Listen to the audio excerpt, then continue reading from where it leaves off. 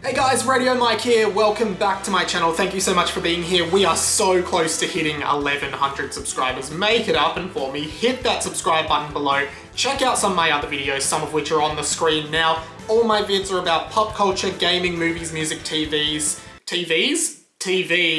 and etc. I am Australia's most lovable nerd, and I would love if you check out some of my other vids and support me. And yeah, today's video though, I wanted to talk about what is, as many people know, my favorite thing in the entire world. Super Smash Bros, specifically Super Smash Bros Ultimate. And can I just say that it has just been the best ride in the world for anyone who is a fan of Super Smash Bros over the last 3 or 4 years in terms of this hype train around the Fighters Pass and the DLC characters. I think so many people have been so blown away by all of these choices and all of this fan service that has gone into the DLC Fighter Passes over the past few years. For me personally, Banjo Kazooie was just the indisputable best thing ever. I've wanted them in the game since the 64 version, and it's just incredible that that happened. And I am so pleased with the entire Fighter Pass. I really can't complain, and I'm really happy about the diversity of choice and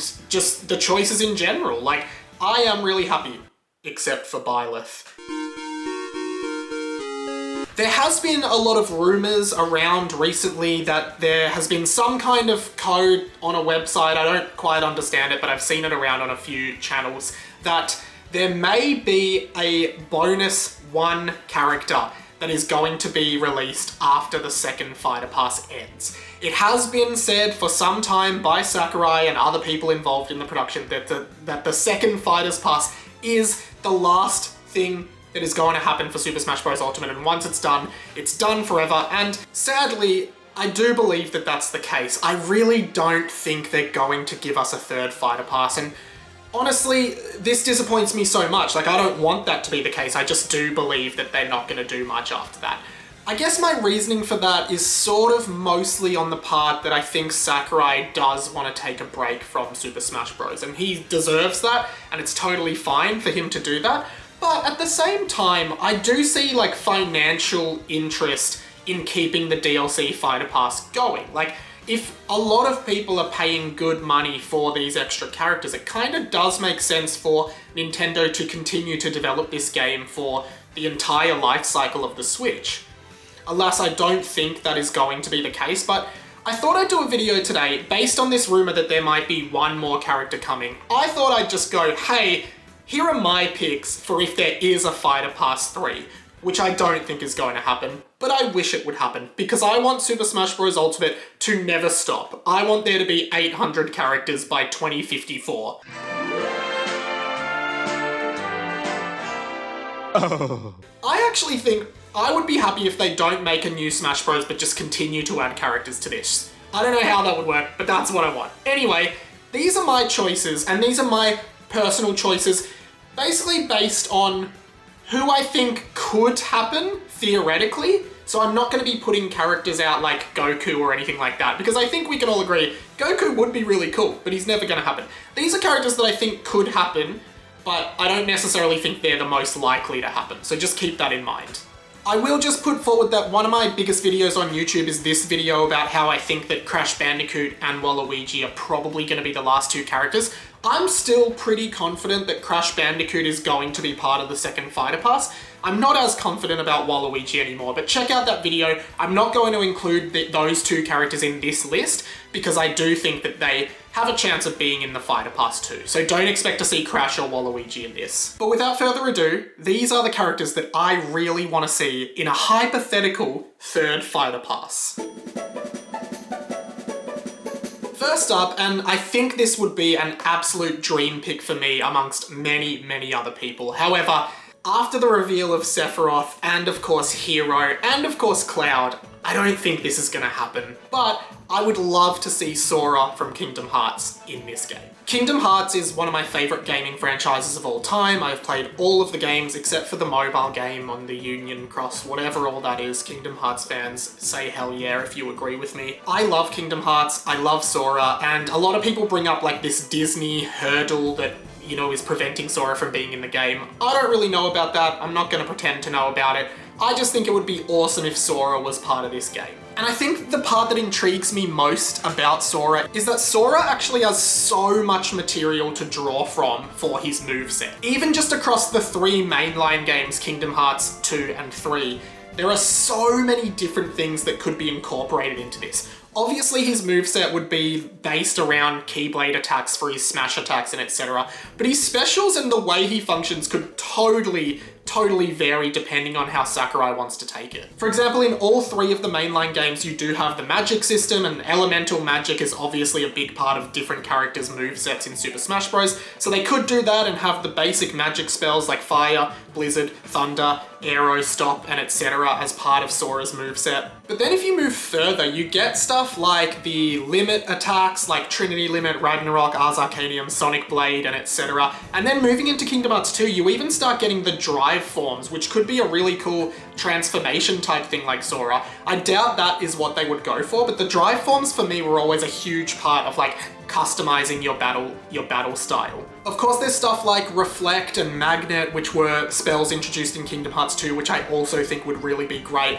And in Kingdom Hearts 3, we have even more stuff such as the Keyblade transformation, Flow Motion, which did originate in Dream Drop Distance, as well as stuff like the attraction flow rides. And yeah, I just think there's so much to draw from. Sora is such a recognizable character in the gaming space, and I think he could be so cool. I think the stage could be something like Traverse Town, Destiny Islands, or Twilight Town, or even Radiant Garden, one of those classic Kingdom Hearts worlds. And I think it could be done without having any Disney characters in there and just having Sora and the original Disney characters in there. But yeah, I would really love to see Sora in this game. I think he would be absolutely amazing.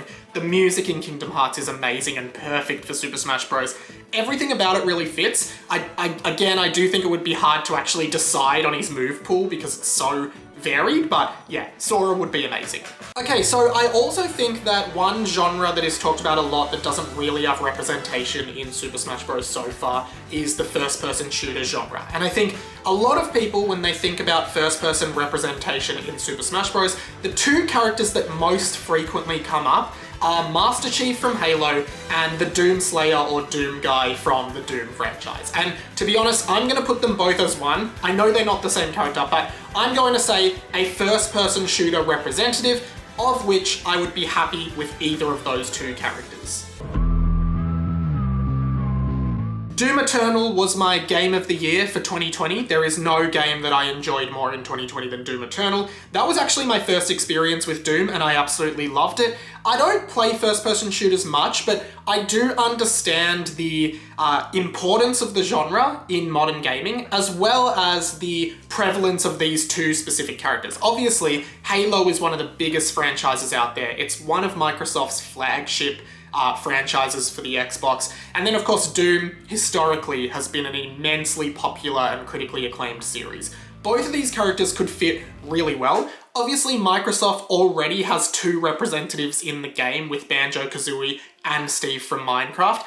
So I don't know if that makes Master Chief's chances higher or lower. I guess some ways it makes it higher because it shows that Nintendo and Microsoft are already working well together, but also it makes it lower because I'm like, would they give a 3rd spot to a Microsoft rep, or would they give it to another company's rep? For both characters, there's a great varied moveset with the different weapons they can use, and I think a lot of people say, well, these games are very violent and they're based on, you know, shooting, and I think there is a workaround there, especially because we're not talking about something like Call of Duty where it's very realistic shooting real people dead. Like, Doom and Halo are very much like, particularly Doom, you're killing demons, right? You're slaying demons. Yeah, there's a lot of blood and gore in that game, but you can tone that down a fair bit for Smash Bros, I think, and just have the weapons and have them, you know, they are pretty stylized in game anyway. It's not like these are real guns shooting real people in real wars like COD or Battlefield, right? These are stylized science fiction style games, so I think they would work really well.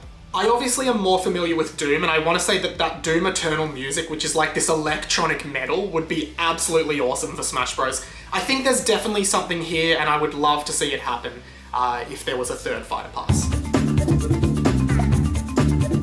Next up is a personal favourite of mine that, again, I don't think will get in at any point. but I think they could theoretically get in, and that is Dixie Kong. I suppose Nintendo has definitely shown that they're more interested in going more recent and relevant first-party reps to help move games such as Byleth or Pyra and Mithra, but Dixie Kong is kind of a dream character of mine. I was really happy when we got King K. Rool from the base game, but I always wanted Dixie Kong more than anything else. A lot of people put Dixie as like an echo for Diddy, which I think is really silly because those two characters in their own game function totally differently, and it just wouldn't make sense at all for Dixie to be an echo of Diddy. I think she would be her own roster choice in the game. The first game I ever played and beat was Donkey Kong Country. I love Donkey Kong Country 2. Even Donkey Kong 64 is a game that I look back on really fondly, despite its bloatedness. And I think Dixie is the next character in the Donkey Kong franchise that deserves to be in the game. Except for Lanky Kong, he'd be awesome, but he hasn't appeared in anything in a very long time. He has no style.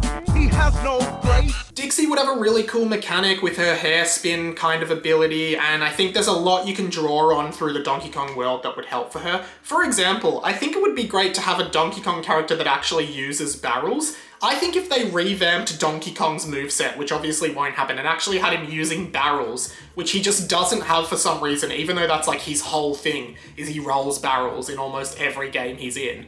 I think it would be great for Dixie to implement that in some way, and I think she can adopt things from around the entire Donkey Kong lore, including maybe borrowing some stuff from Tiny Kong, her sister from Donkey Kong 64, such as the feather bow. I believe in Donkey Kong Country Tropical Freeze she has like a bubblegum blaster or something like that. All of these could be incorporated into her moveset really well, and I think she would be really, really cool if she got in.